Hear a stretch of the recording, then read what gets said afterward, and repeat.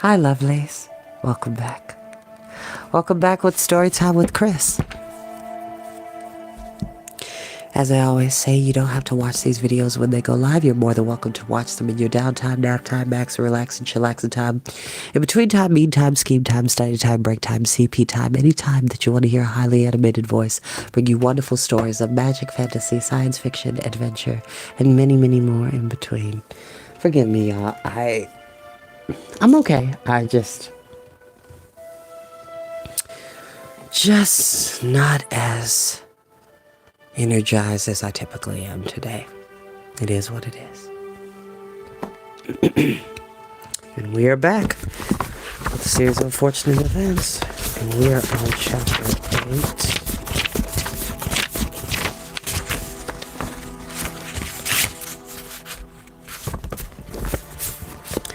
Chapter 8. Thinking about something is like picking up a stone when taking a walk, either while skipping rocks on the beach, for example, or looking for a way to shatter the glass doors of a museum.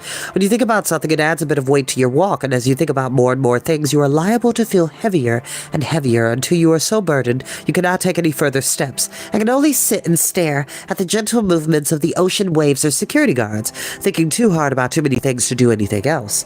As the sun set, casting long shadows on the coastal shelf, the Baudelaire orphans felt so heavy from their thoughts that they could scarcely move. They thought about the island and the terrible storm that had brought them there, and the boat that had taken them through the storm, and their own treachery at the Hotel Denouement. But they had led them to escape in the boat with Count Olaf, who had stopped calling out to the Baudelaires and was now snoring loudly in the birdcage. They thought about the colony and the cloud and the islanders had put them under, and the peer pressure that had led the islanders to decide to abandon them.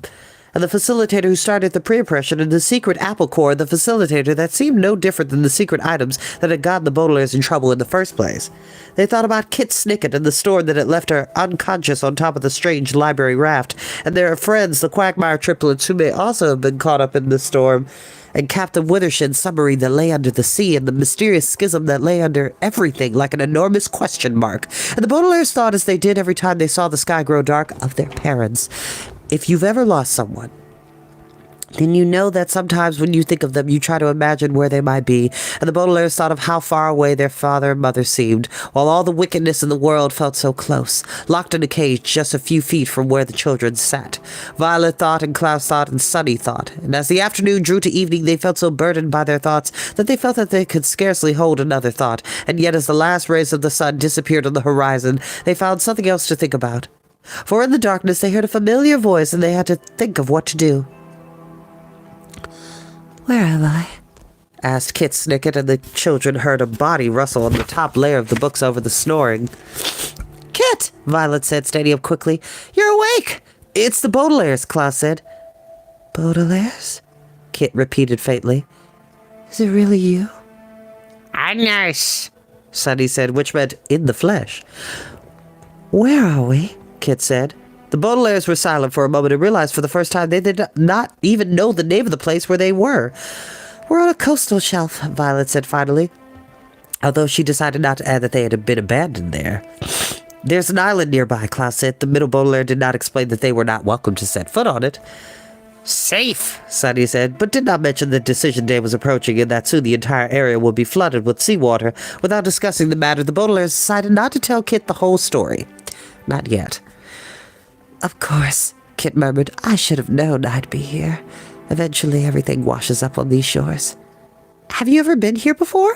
Violet asked. "No," Kit said, "but I've heard about this place. My associates have told me stories of its mechanical wonders, its enormous library, and the gourmet meals the islanders prepare. Why, the day before I met you, Baudelaires, I shared Turkish coffee with an associate who was saying that he never had been He's never had better oysters Rockefeller than during this time on the island. You must be having a wonderful time here." "Cheddar sips," Sunny said, restating an earlier opinion. "I think this place has changed since your associate was here," said Klaus.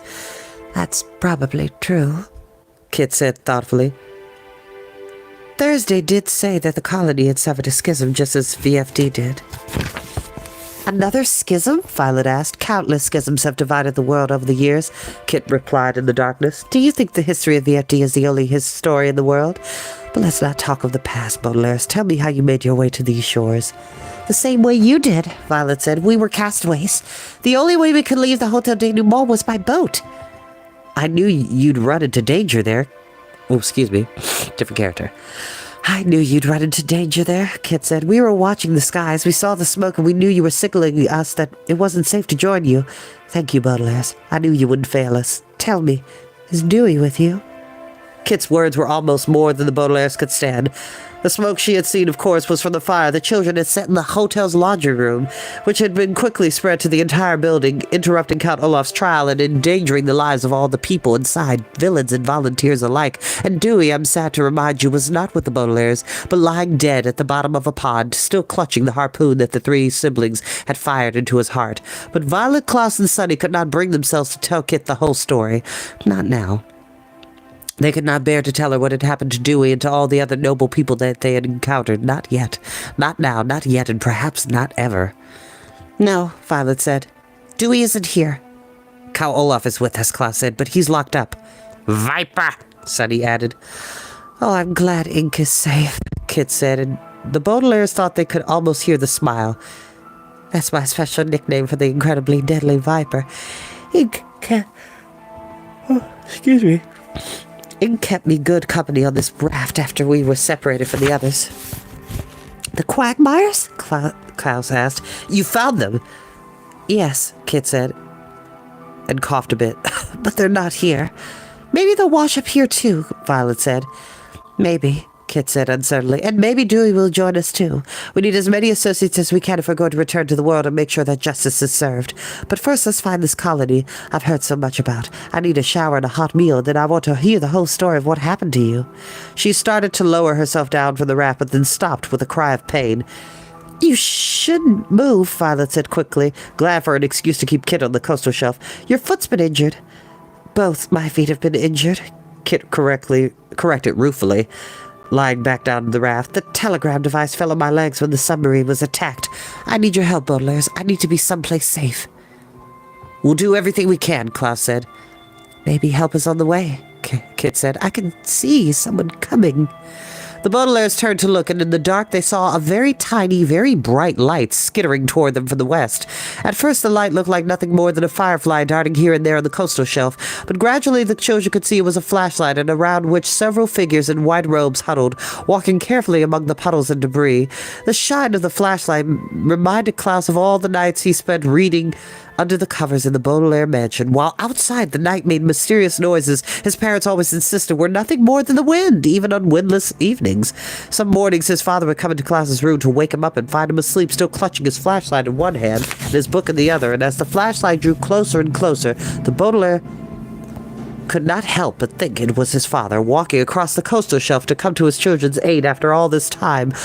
But of course it was not the Baudelaire's father.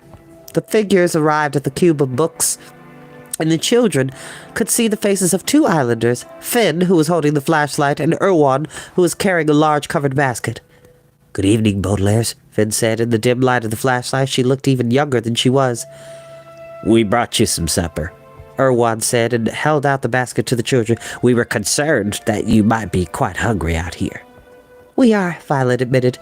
The Baudelaires, of course, wished that the islanders had expressed their concern in front of Ishmael and the others when the colony was deciding to abandon the children on the coastal shelf, but as Finn opened the basket and the children smelled the island's customary dinner of onion soup, the children did not want to look a gift horse in the mouth, a phrase which here means turn down an offer of a hot meal no matter how disappointed they were in the person who was offering it.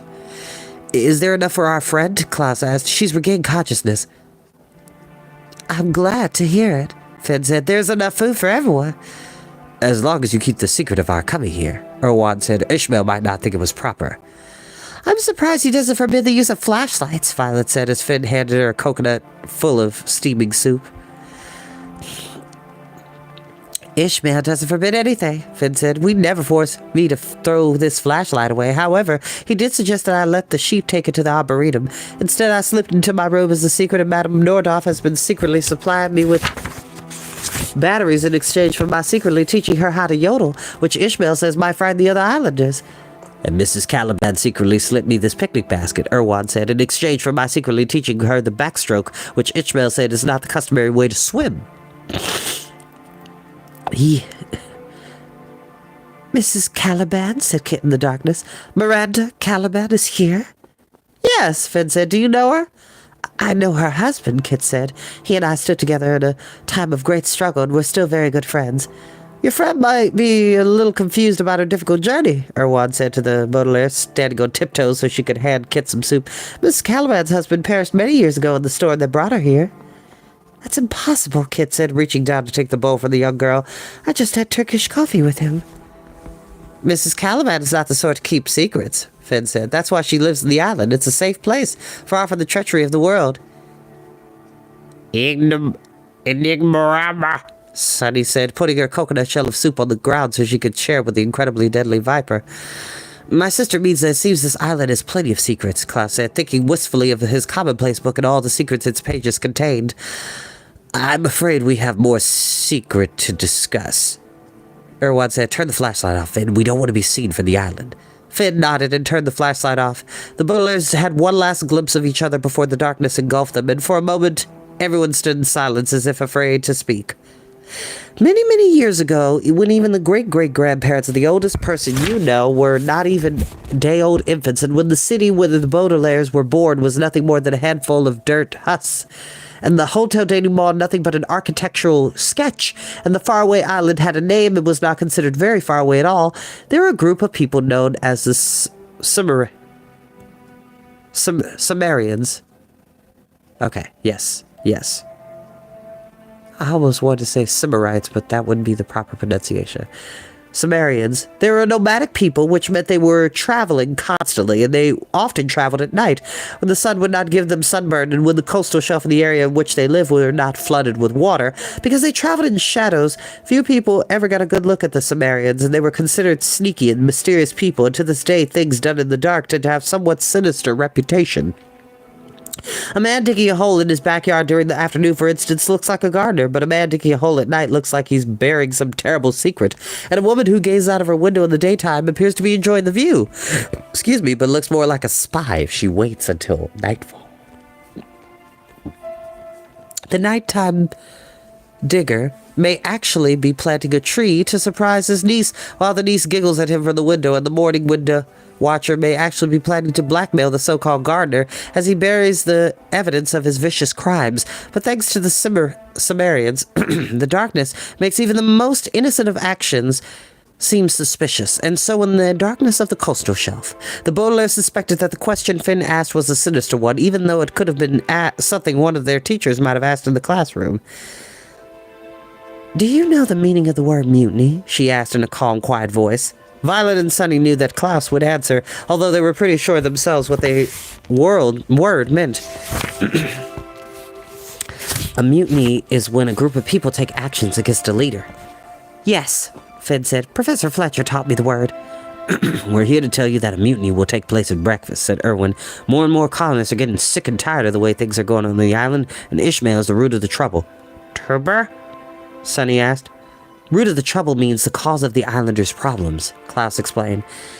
Exactly, Erwan said, and when decision day arrives, we will finally have the opportunity to get rid of him. Rid of him? Violet repeated, the phrase sounding sinister in the dark. We're going to force him aboard the outrigger right after breakfast, Irwin said, and push him out to sea as the coastal shelf floods. A man traveling the ocean alone is unlikely to survive, Klaus said. He won't be alone, Finn said. A number of islanders support Ishmael. If necessary, we'll force them to leave the island as well. How many? Sunny asked. It's hard to know who supports Ishmael and who doesn't, Irwin said, and the children heard the old woman sip from her seashell. You've seen how he acts. He says he doesn't force anyone, but everyone ends up agreeing with him anyway, but no longer. At breakfast, we'll find out who supports him and who doesn't. Irwan says we'll fight all day and all night if we have to, Finn said. Everyone will have to choose sides. The children heard an enormous, sad sigh from the top of the raft of books. A schism, Kit said quietly. Gesundheit, Irwin said. That's why we've come to you, Baudelaires. We need all the help we can get. After the way Ishmael abandoned you, we figured you'd be on our side, Finn said. Don't you agree he's the root of the trouble? The Baudelaires stood together in the silence, thinking about Ishmael and all that they knew about him. They thought of the way he had taken them in so kindly upon their arrival on the island, but also how quickly he had abandoned them on the coastal shelf. They thought about how eager he had been to keep the Baudelaires safe, but also how eager he was to lock Count Olaf in a locked cage. They thought about his dishonesty, about his injured feet, and about his secret apple eating, but as the children thought all they knew about the facilitator, they also thought about how much they didn't know. And about hearing both Count Olaf and Kit Snicket talk about the history of the island, the Baudelaire orphans realized they did not know the whole story. The children might agree that Ishmael was the root of the trouble, but they could not be sure. I don't know, Violet said. You don't know. Excuse me. Excuse me again.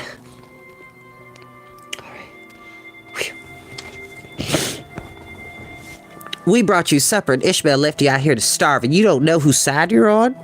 We trusted you when you said Count Olaf was a terrible person, Finn said. Why can't you trust us, Baudelaires? Forcing Ishmael to leave the island seems a bit drastic, Klaus said. It's a bit drastic to put a man in a cage, Erwan pointed out, but I didn't hear you complaining then. Quid pro quo? Sonny asked. If we help you, Violet translated, will you help Kit? Our friend is injured, Klaus said. Injured and pregnant. And distraught, Kit added weakly from the top of the raft. If you help us in our plan to defeat Ishmael, Finn promised, we'll get her to a safe place. And if not, Sonny asked. We won't force you, Baudelaires, Erwan said, sounded like the facilitator she wanted to defeat. But decision day is approaching, and the coastal shelf will flood. You need to make a choice. The Baudelaires did not say anything. And for a moment everyone stood in a silence broken only by Count Olaf's snores. Violet, Klaus, and Sonny were not interested in being part of a schism after witnessing all of the misery that followed the schism of VFD, but they did not see a way to avoid it. Finn had said that they needed to make a choice, but choosing between living alone on a coastal shelf, endangering themselves and their injured friend, and participating in the island's mutinous plan did not feel like much of a choice at all, and they were wondering how many other people had felt this way. During the countless schisms that had divided the world over the years, We'll help you, Violet said finally. What do you want us to do? We need you to sneak into the Arboretum, Finn said. You mentioned your mechanical abilities. Violet and Klaus seems very well read. All the forbidden items we're scavenged over the years should come in very handy indeed. Even the baby should be able to cook something up, Erwan said. What do you mean? Klaus asked. What should we do with all the detritus? We need weapons, of course, Erwan said in the darkness. We hope to force Ishmael off the island peacefully, Finn said quickly, but Erwan says we'll need weapons just in case. Ishmael will notice if we go to the far side of the island, but you three should be able to sneak over the brae, find or build some weapons in the Arboretum and bring them to us before breakfast so we can begin the mutiny. Absolutely not, cried Kit from the top of the raft. I won't hear of you putting your talents to such nefarious use, Baudelaires. I'm sure the island can solve its difficulties without resorting to violence. Do you solve your difficulties without resorting to violence? Erwan said sharply. Is that how you survived the great struggle you mentioned and ended up shipwrecked on a raft of books? My history is not important, Kit replied. I'm worried about the Baudelaires. And we're worried about you, Kit, Violet said. We need as many associates as we can if we're going to return to the world and make sure that justice is served. You need to be in a safe place to recuperate from your injury, Klaus said. And baby, said Sonny. That's no reason to engage in treachery, Kit said, but she did not sound so sure. Her voice was weak and faint, and the children heard the books rustling as she moved her injured feet uncomfortably. Please help us, Finn said, and we'll help your friend. There must be a weapon that can threaten Ishmael and his supporters, Erwan said, and now she did not sound like Ishmael. The Baudelaires had heard almost the exact same words from the imprisoned mouth of Count Olaf, and they shuddered to think of the weapon he was hiding in the birdcage. Violet put down her empty soup bowl and picked up her baby sister, while Klaus took the flashlight from the old woman. We'll be back as soon as we can, Kit, the eldest Baudelaire promised. Wish us luck. The raft trembled as Kit uttered a long, sad sigh. Good luck, she said finally. I wish things were different, Baudelaires. So do we, Klaus replied. And the three children followed the narrow beam of the flashlight back toward the colony that had abandoned them. Their footsteps made small splashes on the coastal shelf, and the Baudelaires heard the quiet slither of the incredibly deadly viper loyally following them on their errand. There was no sign of a moon, and the stars were covered in clouds that remained from the passing storm, or perhaps were heralding a new one, so the entire world seemed to vanish outside the secret flashlight's forbidden light.